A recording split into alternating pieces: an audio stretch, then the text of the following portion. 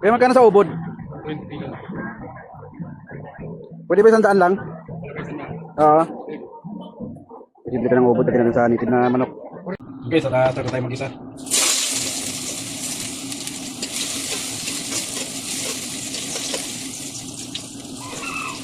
Yung ating menu for today guys, native chicken. From province. Ayun, ating kipla sa sponsor ng ating native chicken. Tinulang natin ito guys, lagyan natin ng ubod ng nyug. Nakaluto na ba kayo nito guys? Native chicken at saka ubod ng nyug.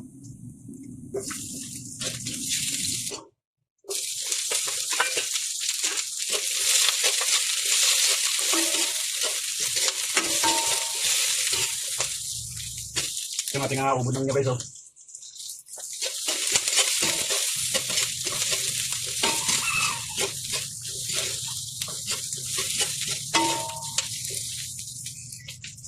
Itong ating native chicken guys, nalaga na to. Kaya gisahin na lang natin.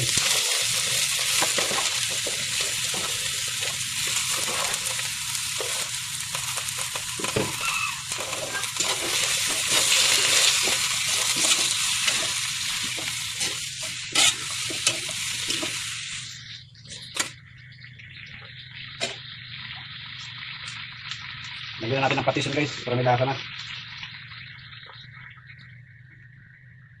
Ground black pepper. Dahil luto na yung ating chicken guys, sama natin sa pag-isa yung ating ubod ng nyog.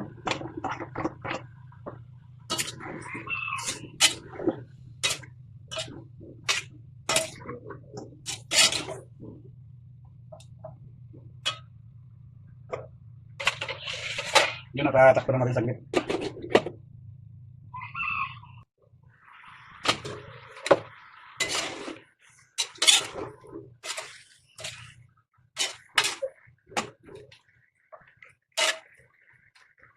Yun guys, bago ko masunog yung ating kawali, lagyan natin ito ng mainit na tubig.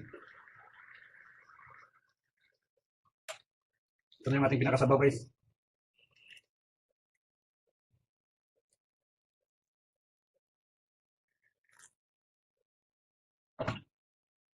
Napakasarap ng sabaw nito guys. At pakuluan natin hanggang maluto yung ating ubod.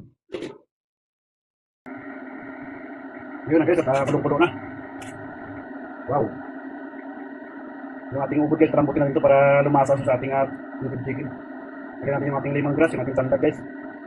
Hindi natin siya sinama sa gisa kasi para hindi mawala yung kanyang aroma.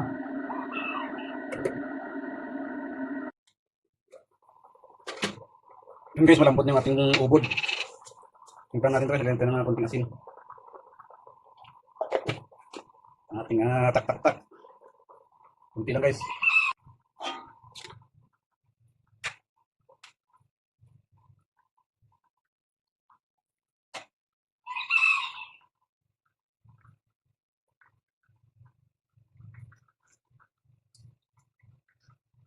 Wow, napakasarap ng sabaw guys. Iba talaga yung lasa ng native chicken at saka ubod ng nyug. Hindi pa nag-try nito guys, try nyo magluto nito. Super yummy. Bigyan natin yung kalbos ng ating sili guys. Yung dagdag magpapasarap sa ating pinulang chicken.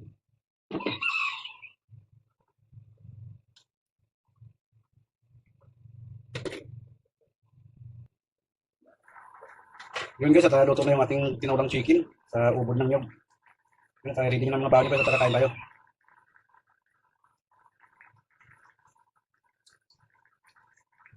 Wow, yummy.